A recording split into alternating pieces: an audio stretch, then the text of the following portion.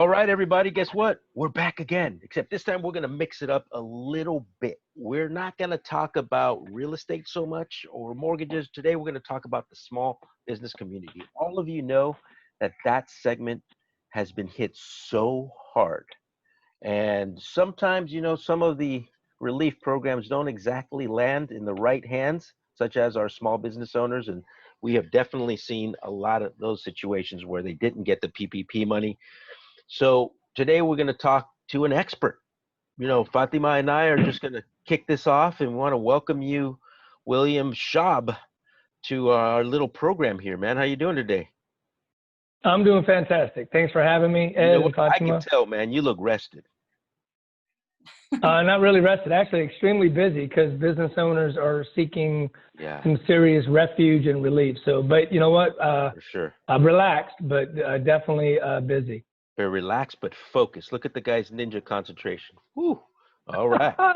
So first off, tell us a little bit about you, William, and then tell us a little bit about how WillServ, and I love how you put your name in there. And it's a play on word, so it's a double entendre for those of you who either want to get to know some more French or what the word actually means, right? Tell us a little bit about what WillServ does for our small business community after you tell us a little bit about you. Sure. So my name is Will Schaub. I'm a first-generation immigrant. I came here from Vietnam in 1971 with my mother and my dad and my three brothers. And then when my dad passed, my mom had four boys, and at 27 with no language, no job skills, no family, no friends, no network, and really just did the grind and made sure that we were safe and healthy. And now I own an American business. I own the American dream. I'm able to actually own my own business and go help serve business owners, serve their employees, and serve the community. So, and WillServ was founded in 2017, January 1st, 2017. My prior background, I used to work for a company that rhymes with quack quack. So I think everybody knows who they are, right? I love that. I used to, I used to own an agency for Aflac in San Jose for, we'll say 16 years. Ran a very great team. We were tops in the country. We served over 2,300 small to medium-sized businesses, everything from blue to gray to white collar. We didn't really discriminate, and I never discriminate. And I just decided to go on my own and become more carrier agnostic, if you will, right? So that it's kind of like mortgages or selling, right? Real estate, you want to give them the right product that fits their needs instead of pushing one specific product based on opinions and advice. I love that. And then I also wanted to go more employer-centric. The health of a business permeates all the way through their employees, the community, clients, and other professionals that serve them. So I thought that if I could find a way to give them relief, a little bit more cleaner, seamless, without actually intruding on the professionals that already serve them, I thought that would be something that I could stand behind and be passionate about. So WillServ it means, I know it's got my name in it, but it means will serve anyone, anytime. I love it. That's what it means. And what does WillServ exactly do for the small business community? Is there a specific area that you're really, really pros at, or is it all encompassing? Is it everything? Give us a sense. Yeah, so basically I'm a business consultant, but I'm not the banker, the CPA, the broker. I'm not gonna usurp the authority of someone that's already working with them. I actually work in cohesion with them. But what I do is I find either tax credits or incentives or tax codes or dollars or an internal audit on their processes without replacing their broker or their current vendor. And then we just do an assessment or an internal audit to confirm what they already know. Because a lot of folks, they know that they're doing pretty well, right? But then we also reveal what they might need to know, where the hemorrhaging is, right? Where the gaps. Because, the adage is, you don't know what you don't know. Very true. And so even though business owners, I'll give you an example, a dentist. A dentist becomes a dentist not because they try to get into business, it's because they're great at dentistry. but they need to know all the aspects of owning a business. So they're going to need experts, right? CPAs, lawyers, right? Your health insurance people, work comp, you name it. But who's auditing those folks? Not the brokers, but the actual vendors of the carriers. So imagine if there was a no stakes in the game company, myself. I don't get any stakes because I'm not trying to neutral. win. Yes. Right. I'm revenue neutral. I'm third party neutral. So I go in and basically do an assessment on each piece, reveal whatever it takes at no upfront cost or obligation to move forward. And then we reveal the way it was, the pre-picture and the post. And then if they decide to execute, we take a little bit of the savings and we leave back the rest. And then we're working with their professionals to make sure that they're getting the money that they're sitting on, but they might not be aware of. So you're taking a piece of money found essentially and creating these win-win situations that without you, they'd be hemorrhaging anyway. Maybe. And the other thing is we don't get paid unless we execute. Right. If we find So nothing, we confirm it and we'll keep on doing it. We'll take the risk. We spend our own money, our own automation, our own software, our own engineers, our own compliance department, all that. And we'll reveal it every single time, even if we never execute, because we at least confirm that you're good to go the way it looks today. And then let's run that internal audit next year. So we kind of become the security. And by the way, it's not usurping the authority of a broker or anything like that, because the broker or the representative, like you're the mortgage broker, right? So you do a mortgage and you use a specific carrier. You might know how they pull the levers, but you're not responsible for how they pull the levers. Correct. So we would audit them to make sure that there's no hemorrhaging. And actually, that puts you as the broker in position to be extremely confident about what you offer, because if I'm going out there, I'm like, look, whatever I offer you, I'm willing to actually get a third-party company to audit my own vendors to make sure that we're always giving you the right product at the right time for the right price. There's no hemorrhaging, right? And that's what we owe to every single small to large size business. Right now with COVID and the way things are working, they are not only taxed, but they're taxed. I mean, they are up against it, right? And the problem though is we can't lose one business, even if it's a one-person shop, right? A single shingle. Every time a business goes out of business, it affects the community. It affects 100%. all the other businesses. It affects all the professionals that serve them. So my mission or vision is to help them understand what's available, independent of what all the other stuff that's out there. And once you understand what it is, once you make the choice, it's up to you, right? Because I don't do opinions or advice or convincing. It's kind of like this, Ed, and we've talked about it prior to this conversation. Is if this, then this, if this, then this, or you might want to stay put if that's the right strategy after you're currently informed, right? Yeah, no, 100%. So can you give us, just for folks that are viewing, there's going to be a lot of different people, different professions, and different size of companies. So if you could explain the minimum employee count for who you service and let's say the maximum, and also give us an example of, let's say 2 examples, real life examples on a company, their situation, what you did for them, and how you were able to service them. So folks could really kind of get an understanding of what that looks like. Sure. The only folks I can't really help are solopreneurs. So any company that has 3 employees or more, so that's one side of the ledger. So if you got 3 employees or more, I can help you. I can save you money, and it's a simple kind of survey. Or if you own commercial property, or you own a business where you've done some major tenant improvement, right? So I appreciate the question. So I'll talk to anybody, even if they were a solopreneur. I might not be in that lane, but because I work with a lot of different channel partners, I'll get them the best of breed folks that if they're asking for information where I might not be the expert. But in my wheelhouse, anyone that's got 3 employees or more, I prefer the underdog, by the way. I love small to medium-sized businesses, right? And I can help them tremendously. But if they also own a property and they have no employees, I can help them with that as well, or if they do tenant improvement. So I'll give you two quick examples if you don't mind. So I have a 21-person landscape supply company, okay? And we reduced their, they have 21 employees, and we reduced their FICA payroll taxes at no cost to them and no cost to their employees at about $18,000 a year net.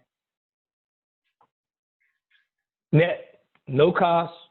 And so we help that company actually in real time, payroll per payroll cycle, cost savings that they would already be paying to the government. So we just reshifted through, right? Pretty neat. We also reduced their work comp by about $14,000, and we're not a work comp broker. They're a work comp broker, and their carrier stayed in place. We just reduced their expenses using some specific tax codes that allow a business owner to alleviate that expense. So when you're looking at $32,000 net at no cost, well, if you're in a 10% profit margin, you got to do $320,000 worth of widgets. If you're a nonprofit, Yeah, exactly. How many crab feeds or how much funding do you got to do to net 32 grand so that you could use it where you need to, that's right? Substantial. And so that, yeah, you're right. So and it becomes a prescriptive strategy. So what basically we take a look through the survey to see where we fit, and then we prescribe the strategy based on the situation, right? The situation is the boss for the situation. Mm-hmm. So that's one side. But then we also looked at them and said, okay, well, do you take credit cards? Do you have work comp? And do you have waste and recycling? Then we can do an internal audit without ever replacing any of them. We have proprietary software. So it's similar to this. When you go in for a car oil change, right? It doesn't matter where you go. So you go in there purposefully getting an oil change, and then they do a 33-point checklist. Mr. Schaub, we're going to check your tires. We're going to check, hey, did you know that you're low on oil? Would you like us to do that now? Right. Or do you want to just stay with your oil change? Yep. You got it. And so we have proprietary software, and we know exactly how they're supposed to operate from behind the scenes, kind of like the behind Oz, if you will, right? We know how to pull the levers. And then we reveal it. If it's perfect, we say, look, you're in good shape. We don't tell you to remove your broker or your carrier anyway. Excuse me. And then and if it's nothing, it costs them nothing. If let's say we reveal $50,000 in savings and they decide not to execute, it still costs them zero. Yeah, exactly. See, but what percentage, William, honestly, of the companies you talk to have nothing, everything's perfect?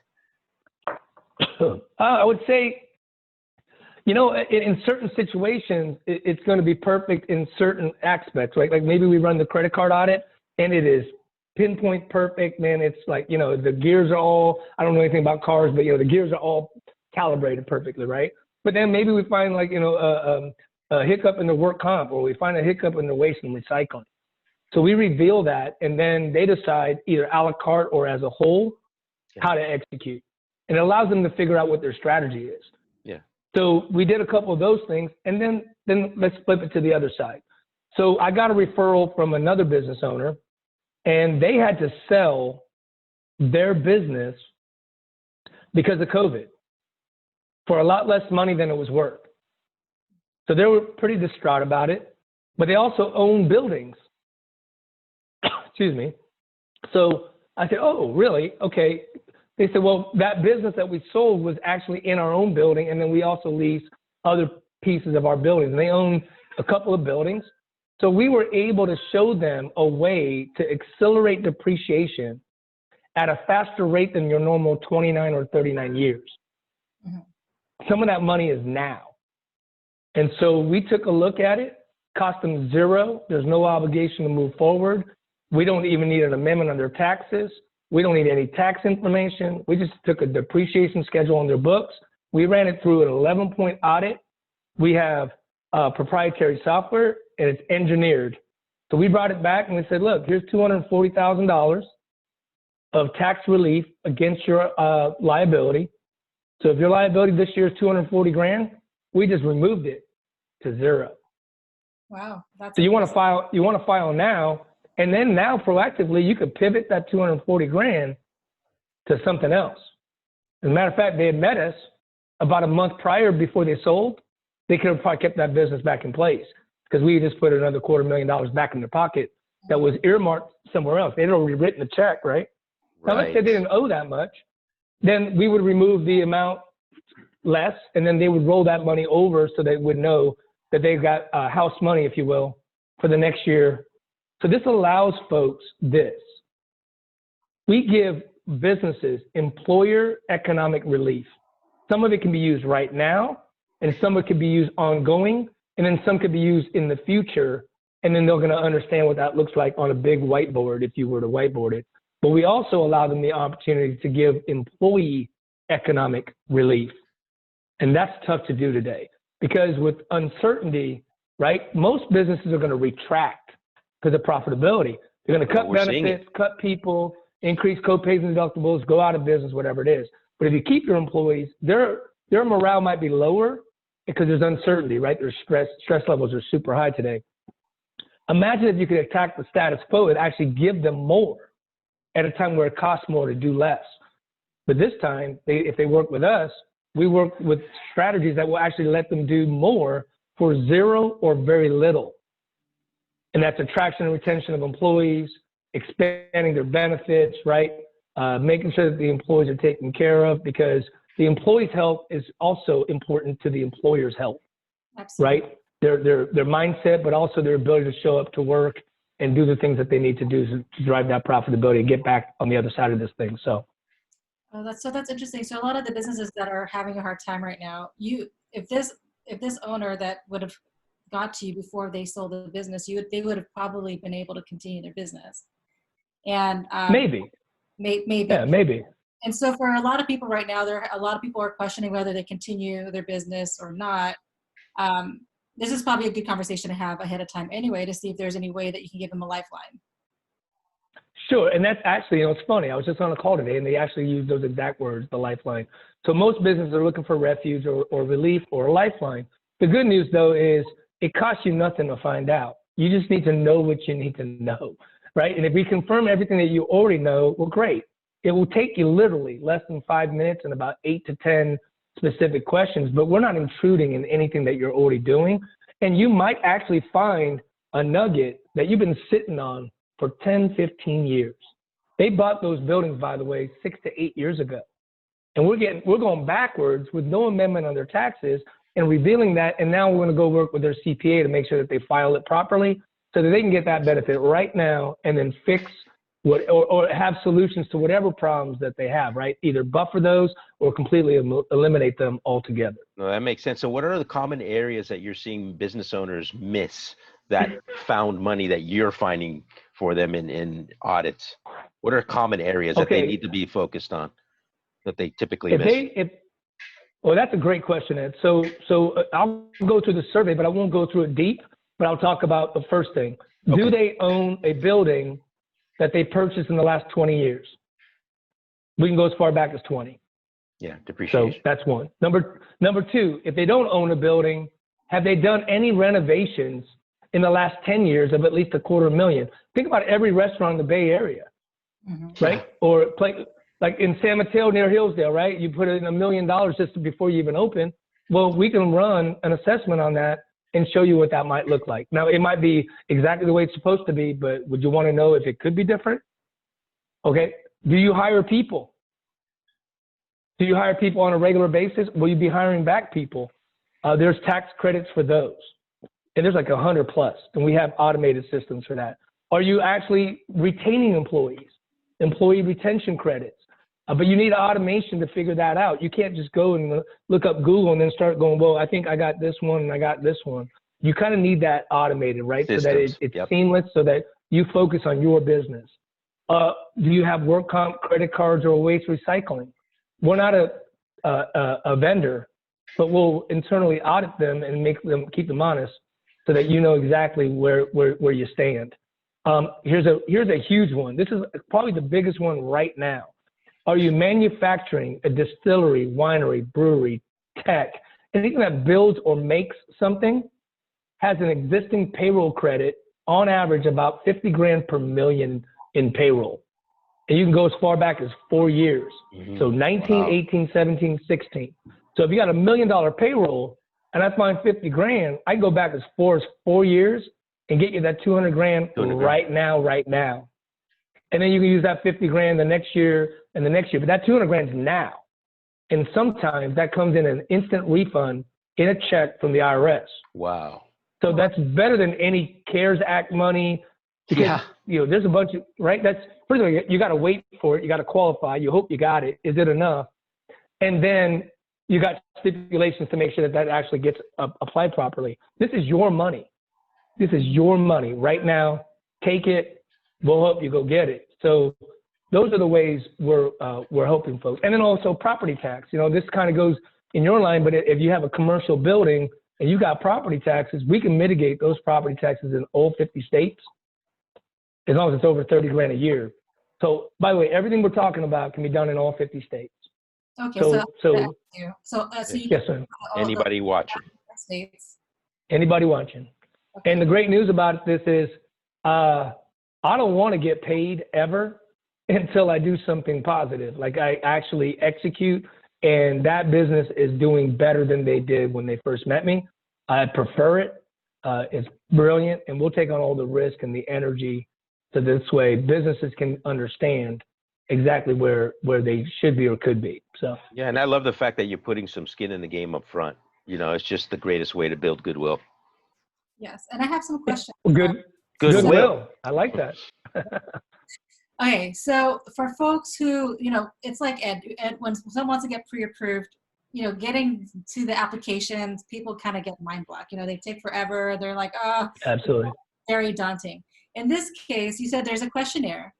And how long to start to finish? Like, so when someone reaches out to you, they say, hey, I want to get this together. For those people that are busy, what is the time investment needed? And for you to do your analysis? And then how long does it take to do that analysis so someone understands the timeline? Sure. Well, the first thing is it's a simple survey. It's about 8 to 10 questions. I have a link, and I also have a PDF version. So it's going to ask kind of the same questions. They don't even have to be exact. This really just gets us into the estimated savings, right? So is this information that we're about to send you based on some averages intriguing enough for us to get into a initial discovery call of about 20 to 30 minutes at a later date? So time is not an issue. I know business owners are super busy, but literally they can have someone fill that out. It doesn't even have to be exact. But then that should be intriguing enough to get on a 20 to 30 minute discovery call, right? And then we start doing a little bit more defining. And then once we do that, it usually takes about 3 to 4 days to get them back the results, based on each piece.